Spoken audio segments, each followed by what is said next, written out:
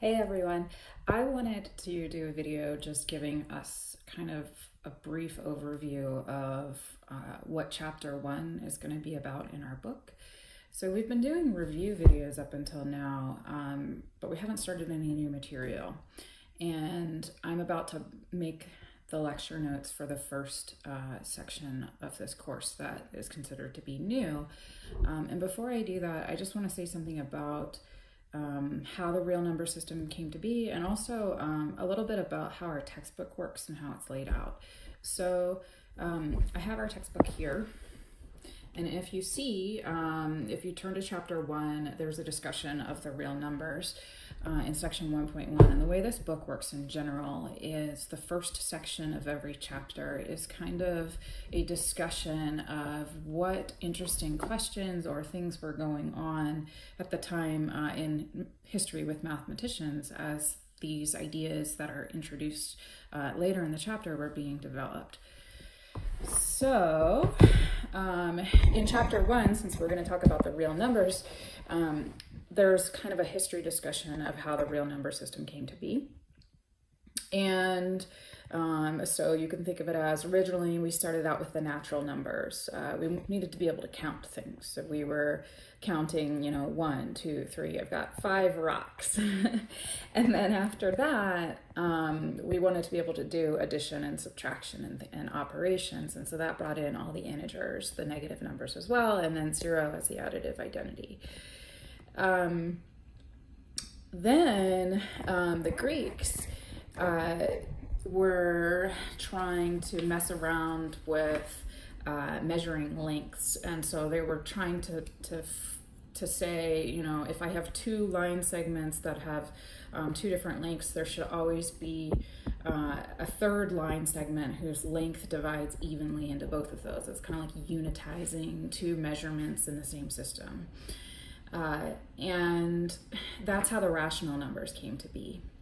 And the thing is, though, is we know that in about 500 BC, there was someone at the school of Pythagoras who discovered that square root 2 could not be written as a quotient of integers. And so, you know what they did to that guy? They took him and threw him in the ocean. Basically, the Greeks had made certain assumptions. They were building their entire mathematical system on the assumption that the rational numbers comprised the entire real number system. And then they found square root 2, which means that there was actually a hole. If they were to plot all the rational numbers on the real line, there were a bunch of holes that were missing in that real line. So, this is where we come to the point where we need to make our first sort of assumption in our mathematical system.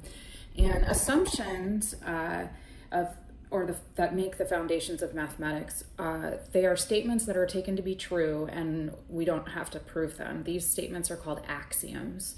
And one of the foundational axioms that we develop our number system on is the axiom of completeness. And that's the assumption that if we take all of the rationals, all the numbers that can be represented as quotients of integers, and all of the numbers that cannot be represented as a quotient of integers, the irrationals, then together that comprises the whole real line, and there are no gaps in our number system. We haven't left anything out. So we're saying take all the rational numbers that the Greeks assumed existed, and that's, they assumed that was all the numbers.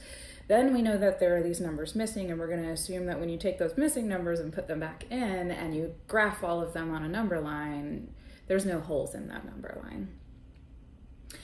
And so in section 1.3, which is where we're going to start in our textbook, 1.2 is just the preliminary review that we've kind of been going over with our review videos.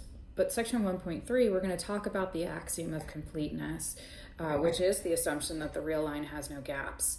Although it's not quite worded that way, it's said in a way where you might take a step back and look at it and say, how on earth is that saying the real line has no gaps? But we'll talk through it.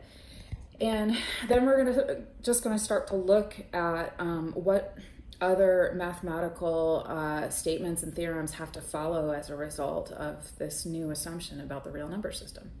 So that's it for my intro, and I'll be posting notes for section 1.3 soon.